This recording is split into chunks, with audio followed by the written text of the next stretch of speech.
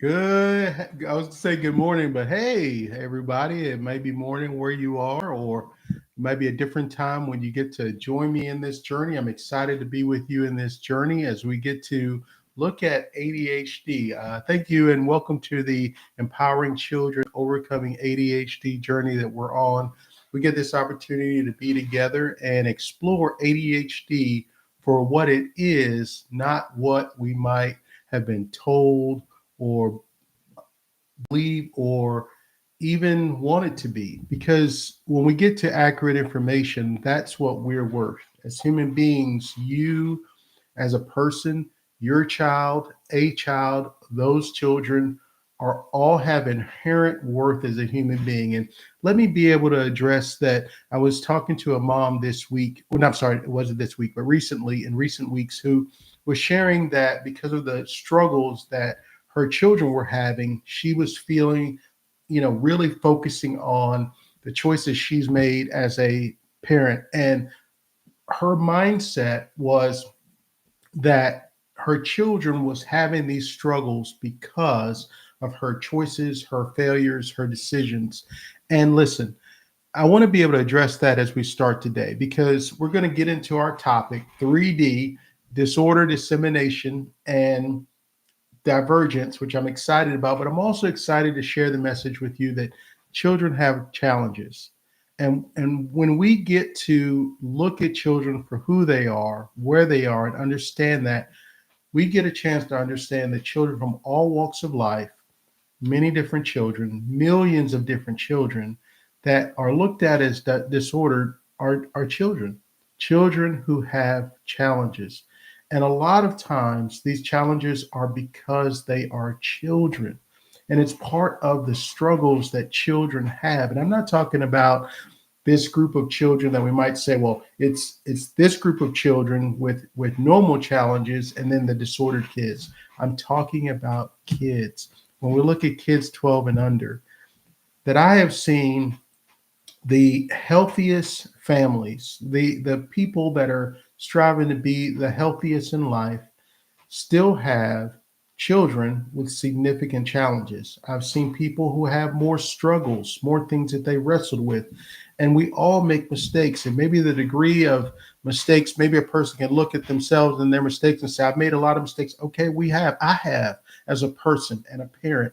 The bottom line is, chances are, I'm just saying, it's not to say that we're not responsible for our mistakes, but to be able to pin your child's challenges directly on your mistakes, there's no way to actually usually quantify that.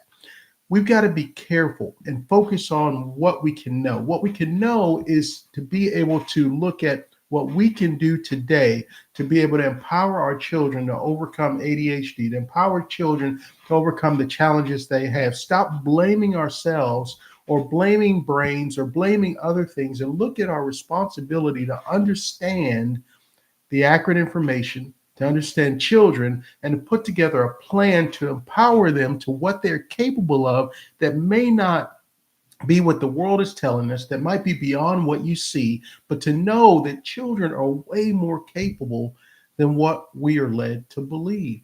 And that is our responsibility. So being able to focus our energy into what we can do and to be able to take ownership if we have made mistakes, but forgive ourselves and move on, because that's what we need to focus on. And as we move on in this journey, I thank you for the time for us to first look at the last video. I want to share something. Last video, I I had my son Isaac.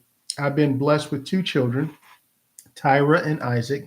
Isaac, my son, who's 6 years old, joined me in the last video, and I asked, or we played a game called Would You Rather. The link to that video is in the description if you'd like to check it out. And in the first few minutes, I'm talking with my son Isaac. We played this game, Would You Rather. And I asked him 9 Would You Rathers as a 6-year-old boy.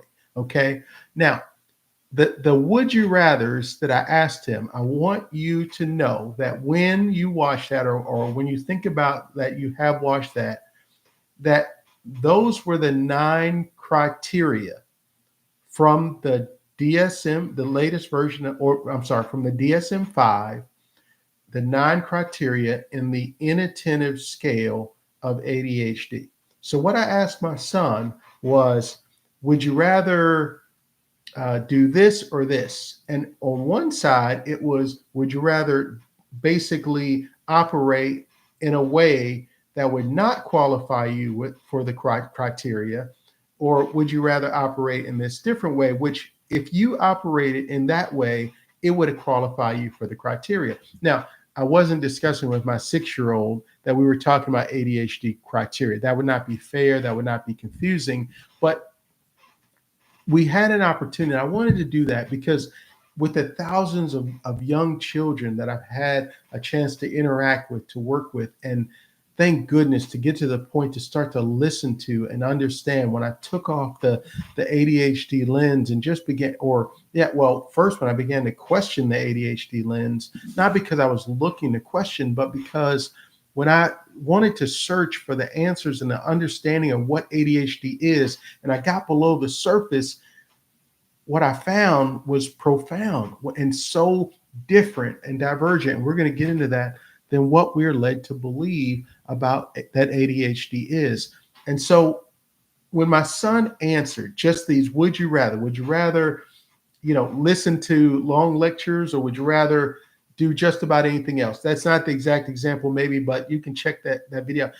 He picked everything. And that if he, as a boy, a 6-year-old boy, was able to do things on his terms and have his way, that those actions would have qualified him to meet the criteria for all 9 of the symptoms on the inattentive scale of ADHD.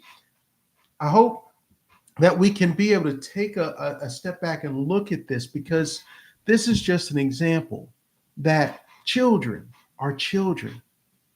And children, my chair's squeaking. I don't know if that's annoying you. Maybe I try to be more still with my chair there, but maybe my chair is giving me some of those old gospel amens. Amen, amen. Okay, that's how I'm going to interpret it, right? Okay, so anyway, but when we look at children and we take a step back, we get to understand that children operating developmentally, the vast majority of them, if they were able to operate in their world in a way that they believe in, that makes sense to them, that they would operate in a way that would qualify them for the symptomology of ADHD, because that's children.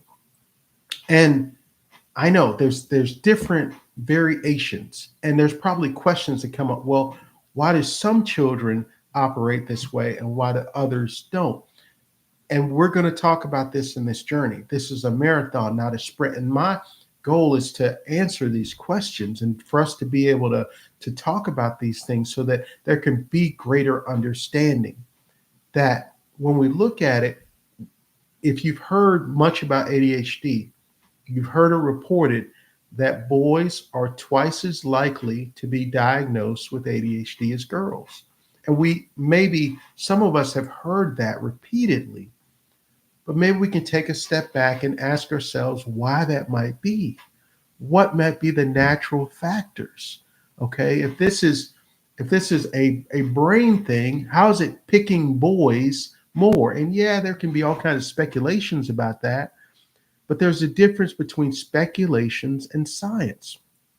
There is no science that answers that question, but there can be understandings of children developmentally. We can ask why boys who are more likely to operate with a strong-willed temperament, maybe if they were able to have life the way they wanted on their terms, would qualify for these symptoms. And that, with my son, was just a snapshot or an example of us just looking at kids for who they are, not what we believe or think they should be.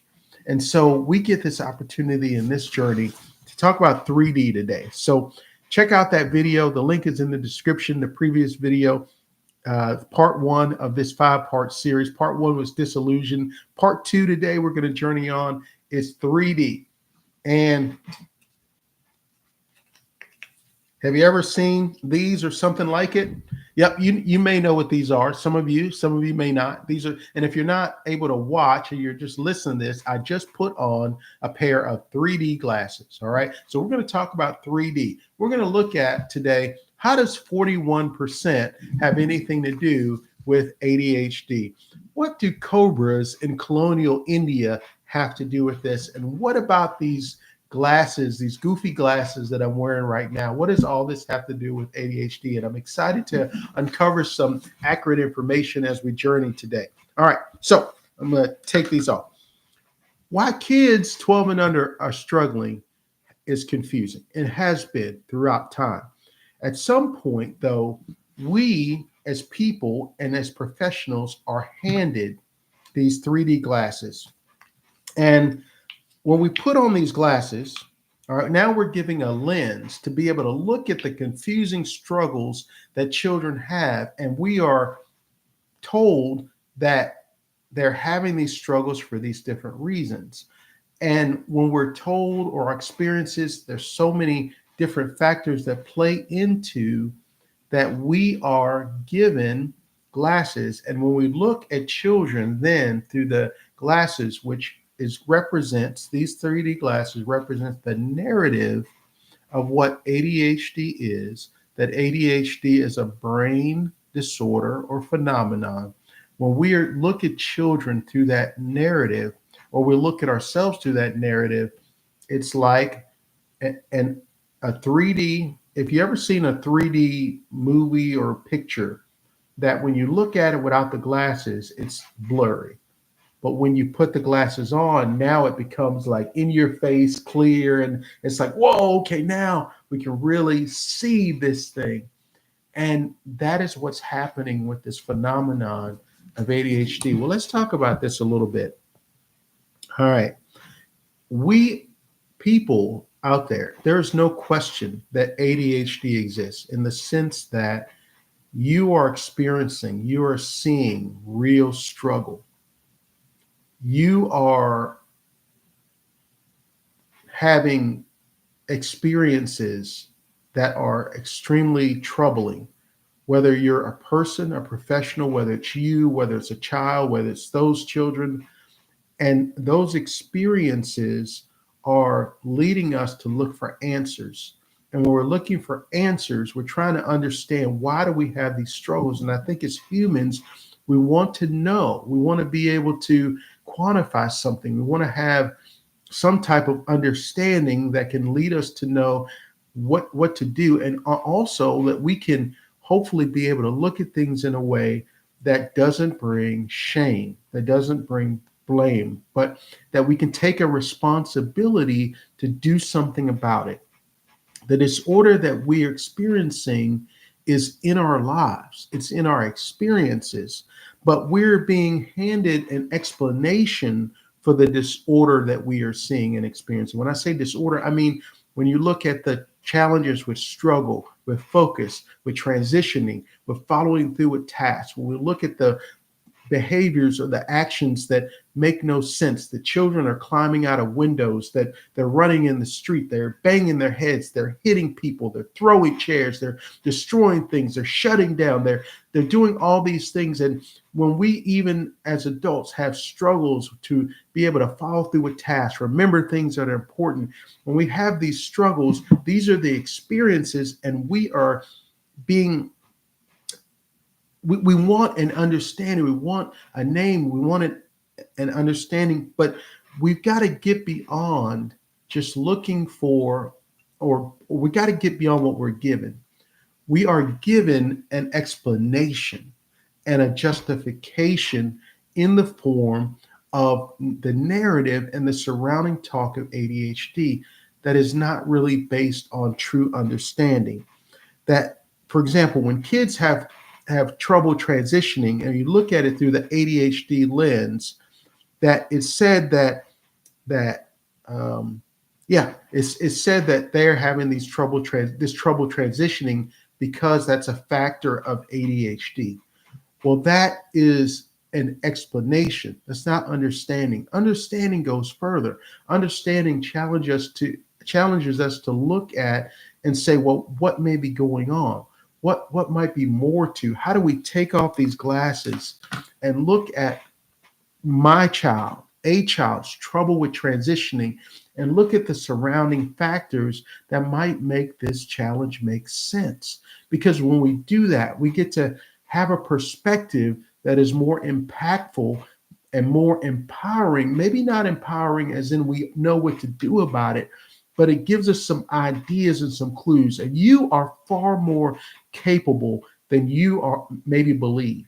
That a lot of times as parents, we don't always have an answer. I consider myself an expert in the field when it comes to children 12 and under and working with them. I'm a parent myself. I know I don't have all the answers. We don't have all the answers when it comes to our own children or other children. But sometimes we've just got to take the information that we have to look at it maybe in wisdom and a broader perspective, to seek an understanding that may not actually pinpoint something down, but gives us the best information, the best guess about what may be going on, and to pursue in love and care to the best of our ability to be able to address those things. It can make a world of difference to be able to address them from a natural perspective, to be able to understand that children have difficulties, and to be able to recognize that it is rarely because of a disorder, extremely rarely. We're going to get into the 41% here in a little bit. The disorder is not in our brains. The disorder is planted in our minds, our thinking, when explanation masquerades as understanding, and experiences, though real, are promulgated as evidence. We're going to talk about Goodhart's law. It's in the most concise form, states when a measure becomes a target, it ceases to be a measure. Okay, let's talk about this a little bit. This Goodhart's law. All right. Goodhart's law, and thank you for bearing with me. I have a lot I want to share. I get to kind of refer to my notes so I can keep track of all this stuff. Goodhart's law highlights the unintended consequences. I got this from the internet. You can look it up, Goodhart's law, and I'm reading what I got from the internet. Goodhart's law highlights the unintended consequences that can arise when a performance indicator is used as a target. Examples in various fields. Cobras in colonial India. A classic example involves a bounty offered for cobra skins. People began breeding cobras to collect the bounty, resulting in more, not fewer cobras. So what does this have to do with ADHD? ADHD has become the target, meaning that when we are struggling, and when I talk to people, when I look at people, when they talk about their kids, when they talk about themselves, they are bought into the narrative of ADHD, that it's somehow they encounter through what they have read, seen, or experienced, or been told. They have a lens on. And why do I say that? Because as a professional, a lot of times when people are coming to me to talk about their challenges or the challenges of their child, they are presenting to me the lens or the narrative of ADHD. There, a lot of times people are asking, hey, I want to get assessed for this. And in their conversation, they're bringing up things that already express that they're leaning, and sometimes heavily, towards the belief that they or their child have a disorder such as ADHD that's already there. That when we look at children and their struggles, when you think about it, when teachers, when professionals, when other parents, when people in various fields are looking at children, they're having conversations about the child and the likely disorder that they have. These are some of the things that are letting us know that ADHD, as far as being able to look at it and be able to say, okay, this child has a struggle, what might be going on, which is what the DSM in the criteria for ADHD suggests us to do, as it indicates that ADHD symptoms can be a result of over 16 different factors or challenges. That when we are looking at children, are we asking ourselves what might be wrong? When we're looking at ourselves with the challenge with focus and different things, Do we just have a question, or are we already leaning towards an answer? Are we already leaning to where we are all but concluding or or just on a path to believing that what we're seeing is this disorder?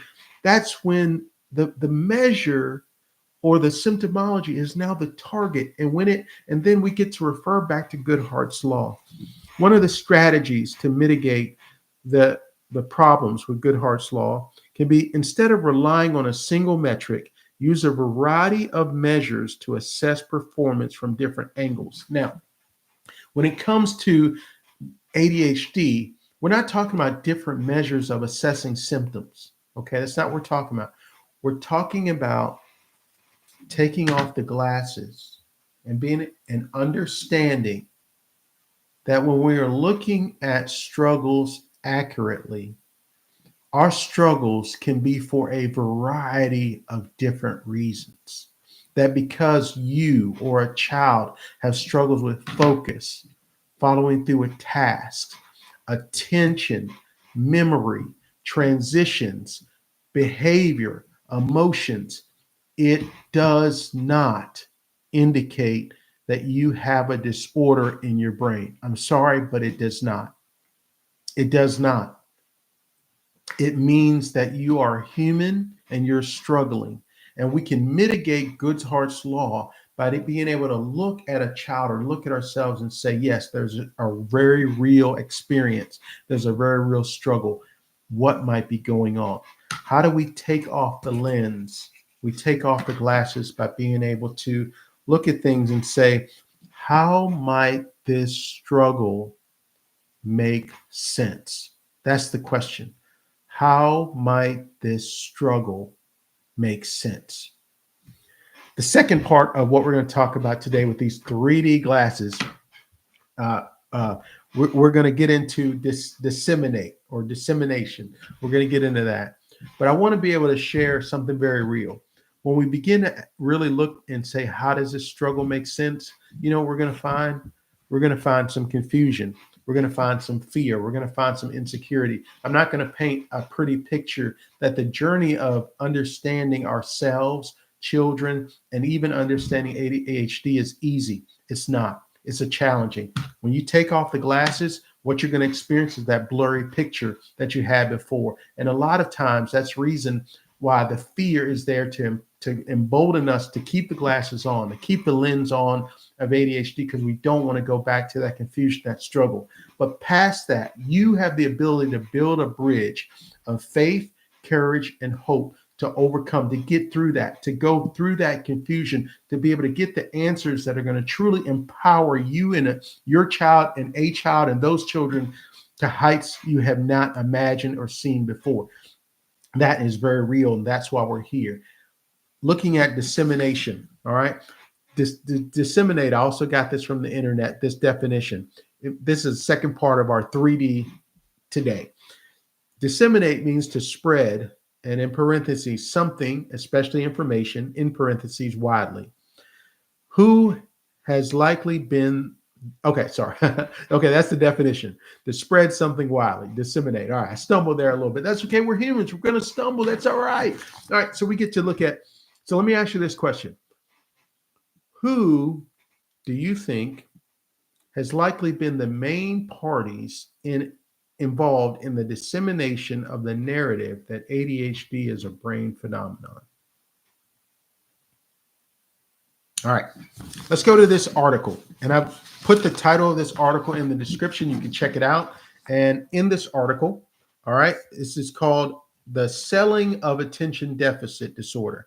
This is a New York Times article by Alan Schwarz, a Pulitzer, if I get this correct, I believe he is a Pulitzer Prize nominated reporter that formerly worked with the New York Times. Again, you can find Alan Schwarz, Schwarz online. And if I got that incorrectly, I'm sorry, but I tried to get that correctly. But he wrote this article that was published in December 14th, 2013 in the New York Times. And let's look at this. And I encourage you to get this article. It is a long article. And people out there may want you to believe that you don't have time for this, you don't have the attention for this, but you do. And these getting to where we can find information and look beyond the surface is what you're worth. As we look at this article, let me share a couple things as we look at the dissemination of the narrative of ADHD. All right, here in this article, the Food and Drug Administration has cited every major ADHD drug, stimulants like Adderall, Concerta, Vocalin, and Vyvanse. Have you heard of those? And non-stimulants like Intuniv and Strattera. Have you heard of those? For false and misleading advertising since 2000 multiple times. Let's go further in this article. Let's look at this part. This is under a section, Selling to Doctors. Modern marketing of stimulants began with the name Adderall itself. Mr. Griggs, and you can read about who Mr. Griggs is, bought a small pharmaceutical company that produced a weight loss pill named Obitrol. You can look this up. Look up Obitrol. Suspecting that it might treat a relatively unappreciated condition then called attention deficit disorder, and found that in about 3 to 5% of children, I didn't read this correctly. Suspecting that it might treat a relatively unappreciated condition, then called attention deficit disorder, and found in about 3 to 5% of children, he took ADD and fiddled with snappy suffixes. Okay, so we're going to get to what those suffixes are. But Obitrol, when you look at the history of the psychotropic drugs prescribed for ADHD and many other psychotropics for that matter, when you look at the history,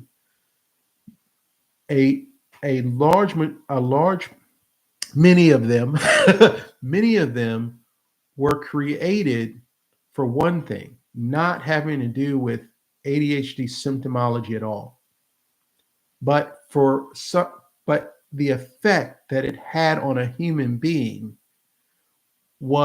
it had a certain effect. And then when that effect that it had on a human being, it was then marketed to be able to target that effect. So we got to understand the history behind a lot of this stuff. And where are we going with this? We're not talking about conspiracies or things. That's not what we're here to do. We're here to look at we're here to take off the lens and just be able to look at things in this journey for what they are, not for maybe what we've been led to believe. And when you look at something like Adderall, and I'm going to continue to read in this. So Mr. Griggs, or it says as he was playing with snappy suffixes for ADD, remember that ADHD used to be called ADD, attention deficit disorder. So he cast a word with the widest net, all. For ADD for all, Adderall. That's where the name Adderall came from. Now, understand that the drug Adderall was a weight loss drug that was then marketed to treat ADHD because that's the effect the drug had on people.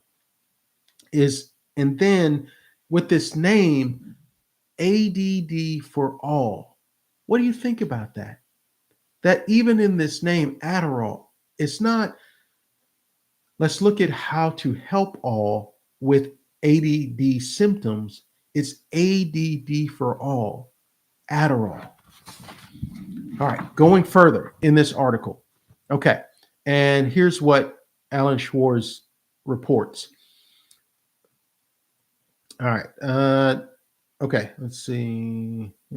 Okay, as is typical among pharmaceutical companies, Shire, which is a drug company that manufactures ADHD drugs, amongst others, gathered hundreds of doctors at meetings at which a physician paid by the company explained a new drug's value, talking about Adderall. Such a meeting was held for Shire's long-acting version of Adderall, Adderall XR, in April 2002, and included a presentation that to many critics exemplifies how questionable ADHD messages are delivered. Dr. William W. Dotson, a psychiatrist from Denver, stood before 70 doctors at the Ritz Carlton Hotel and Spa in Pasadena, California, and clicked through slides that encouraged them. Sides like it's a buffet, right? Anyway, maybe there's a buffet of information. I hope it's juicy and interesting at least. Okay, so anyway, we click through slides that encourage them to educate the patients on the lifelong nature of the disorder and the benefits of lifelong treatment. But that assertion was not supported by science, as studies then and now have shown that perhaps half of ADHD children are not impaired as adults, and that little is known about the risks and efficacy of long term medication use. Why do I share this part of the article? I share it because when we look at it, dissemination, you would think that in the medical field, that with as widespread as the phenomenon of ADHD is, and with as important as every human being is, and every child is, and how valuable we are and they all are, that we would be having when we go through education, formal education for our careers, that we would be having classes and symposiums and deep dives into the science and understanding of ADHD. That has not and is not happening. You would think that as professionals, we would be encouraged to study, not just reference, not just glance at, not just run with, not just have glasses when it comes to the symptomology or what the DSM tells us about ADHD. You would think that we discussed the disclaimer in the beginning of the DSM that indicates that the only reason that they put, no, not the only reason, that let me go back.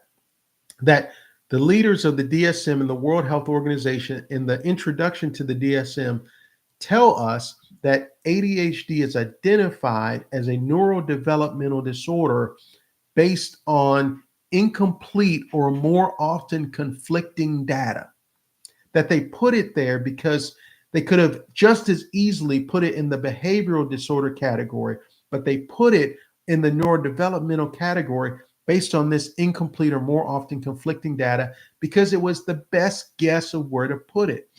We are not discussing that. And I say we are not discussing that because in my over 25 years, when the countless conferences, communications with professionals that I have a chance to supervise, new counselors, it's a part of the grand scheme of making sure that they are equipped to be able to serve effectively. And in all these processes, these conversations, getting into the science, studying the DSM is not happening. And when I bring that to bear with my colleagues, excuse me, I'm getting choked up, and we should be, because this is a very serious matter.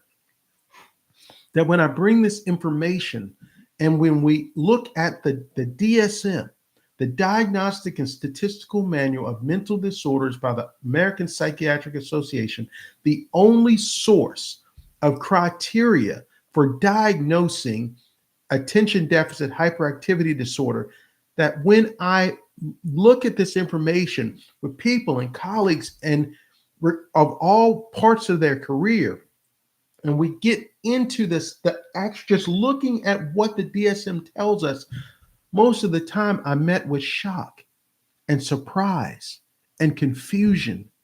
And you would think that the only source of criteria for this disorder would be something that is referenced and studied. And I'm not trying to blame us professionals, because us professionals are in this tidal wave of dissemination when it comes to ADHD information that is widespread about the narrative of what ADHD is. I'm trying to help us all look at accurately that these lenses are being promulgated, pushed, the perniciousness of the way that it's handled okay, is for all of us. It's not this ADD for all thing is being pushed out there. And let me tell you, it's not the medical community that is spending the countless tens and hundreds of millions to push the narrative to give us the glasses about what ADHD is. We get a chance to look at an article like this. It's here, The Selling of Attention Deficit Disorder. And maybe get beyond the title and just look at the information. Maybe this is one step in your deeper dive to be able to look at things in ADHD for what it is, maybe not through these lenses. We get to take off these lenses and understand that parent and professional alike, there's a wide dissemination of this narrative that we can get beyond. Okay. And when we do, we get to look at accurate information such as the 41.17%. Now, experts, and I'm going to talk about this from the perspective 41.17%. I'm going to take a drink before I get there. Drink of water. Okay. Water. All right. Refreshing. All right. 41.17%. I want you to think about this number. All right. What do you think about that number? You like that number?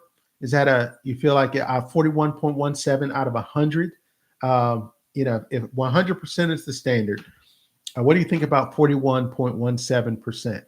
Okay. All right. So that is something that we get to look at today.